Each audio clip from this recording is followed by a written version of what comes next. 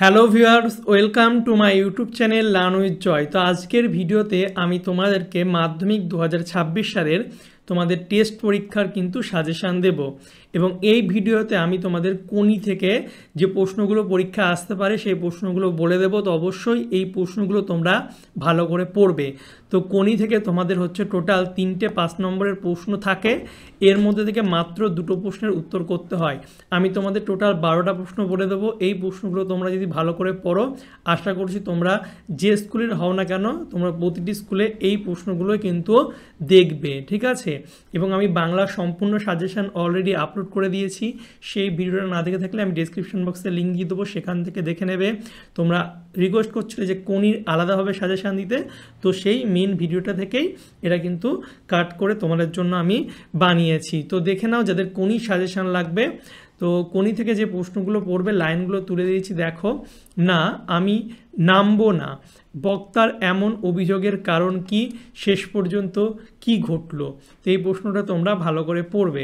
এরপর 2-এর দাগে হচ্ছে ইচ্ছে থাকলেও তাকে সাঁতার শেখাবার সামর্থ্য আমার নেই, কে বলেছিল, তার পরিচয় দাও। এই প্রশ্নটাও একটা ইম্পর্টেন্ট প্রশ্ন। আর এই প্রশ্নটা কিন্তু মাধ্যমিক 2024 সালে এসেছিলো এবং এটা কিন্তু 2022 সালে এসেছিলো। তাহলে কতটা ইম্পর্টেন্ট তোমরা বুঝতে পারছো। এরপর 3-এর দাগে বিষ্ণুধরের বিরক্তির কারণ, হাত 15 দূরের একটা লোক। তো এই প্রশ্নটা এইভাবে ধরে যে বিষ্ণুধরের সংক্ষিপ্ত পরিচয় দাও আর তার বিরক্তির কারণ উল্লেখ করো, এবং এই প্রশ্নটা 2022 সালে এসেছিল। তারপরে চিড়িয়াখানা কোনিকে নিয়ে বেড়াতে গিয়ে কি ঘটেছিল, এই ঘটনা থেকে ক্ষিতীশের কি মনে হয়েছিল। তো এই প্রশ্নটাও ইম্পর্টেন্ট প্রশ্ন, এটাও মাধ্যমিক 2022 সালে এসেছিল।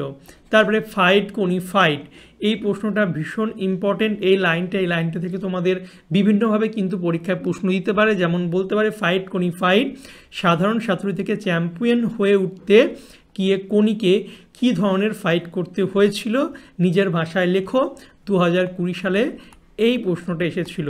এবং এইভাবে বলতে পারে ফাইট কোনি ফাইট, গল্পে বারংবার এই কথাটি ব্যবহার করা কেন হয়েছে। বা প্রশ্নটা এইভাবেও তোমরা ধরতে পারে ফাইট কোনি ফাইট, সাধারণ মেয়ে থেকে চ্যাম্পিয়ন হয়ে উঠতে গিয়ে কোনিকে কী ধরনের ফাইট করতে হয়েছিল, নিজের ভাষায় লেখা। অথবা কোনির লড়াইয়ের মানসিকতার পরিচয় দাও।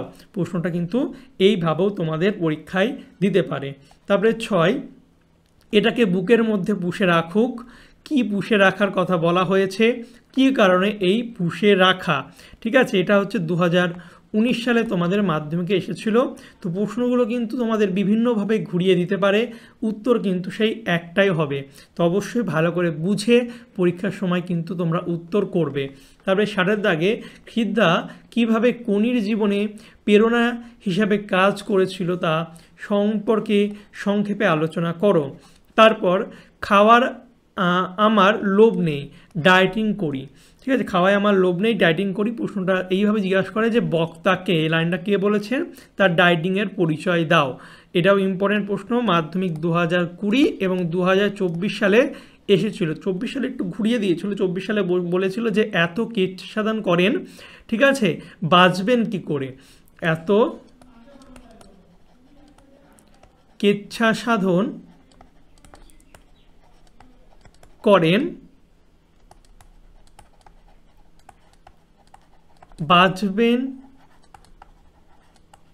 কি করে, ঠিক আছে। উদ্ধৃত ব্যক্তির কেচ্ছা সাধনের বর্ণনা দাও। এটা হচ্ছে 2024 সালে এসেছিল।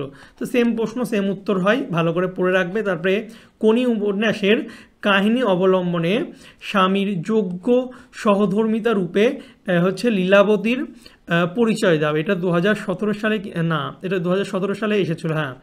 তারপরে হচ্ছে অবশেষে কোনি বাংলা সারার দলে জায়গা পেল, কোনি কিভাবে বাংলা সারার দলে জায়গা পেল তা লেখো। আর কোনির পারিবারিক জীবনের পরিচয় দাও এবং জোচ্চুরি করে আমাকে বসিয়ে রেখে এমন ঠেকায় পড়ে এসেছো আমার কাছে। তো প্রশ্নটা এইভাবে জিজ্ঞাসা করে যে কোনির এই অভিমানের কারণ কি আর এর পরবর্তী ঘটনা সম্পর্কে সংক্ষেপে লেখো।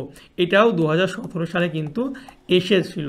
তো তোমরা এই 12টা প্রশ্ন যদি কোনি থেকে ভালো করে যাও, আমি তোমাদের কথা দিচ্ছি যে তোমাদের পরীক্ষা কিন্তু এর বাইরে আসবে না। তোমাদের বিভিন্ন স্কুলে বিভিন্ন প্রশ্ন হয়, কিন্তু পরীক্ষায় দেখবে এই প্রশ্নগুলো কিন্তু তোমাদের পরীক্ষায় দেবে, একটু ঘুরিয়ে দিতে পারে, কোনো সময় আমি যেভাবে বললাম লাইনগুলো চেঞ্জ করে দিতে পারে। তো অবশ্যই তোমরা উত্তরগুলো ভালো করে বুঝে পড়বে এবং পরীক্ষার সময় প্রশ্নগুলো দেখে কিন্তু সেই মতো উত্তর লেখার চেষ্টা করবে।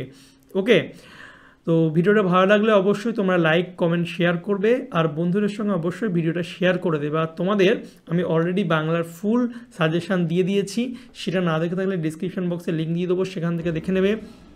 কিছু যদি জিজ্ঞাসা করার থাকে কমেন্ট বক্সে আমাকে প্রশ্ন করবে, আমি কিন্তু তোমাদের সব কমেন্ট পড়ি।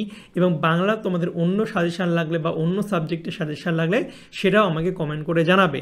আর যারা এখনও মাধ্যমিকের হোয়াটসঅ্যাপ গ্রুপে জয়েন হওনি, ডিসক্রিপশন বক্সে লিঙ্ক দেওয়া আছে, সেখান থেকে তোমরা কিন্তু গ্রুপে জয়েন হয়ে যাবে। চলো বাই, দেখা হবে তোমাদের সঙ্গে পরের একটা ভিডিওতে। Thank you for watching my videos.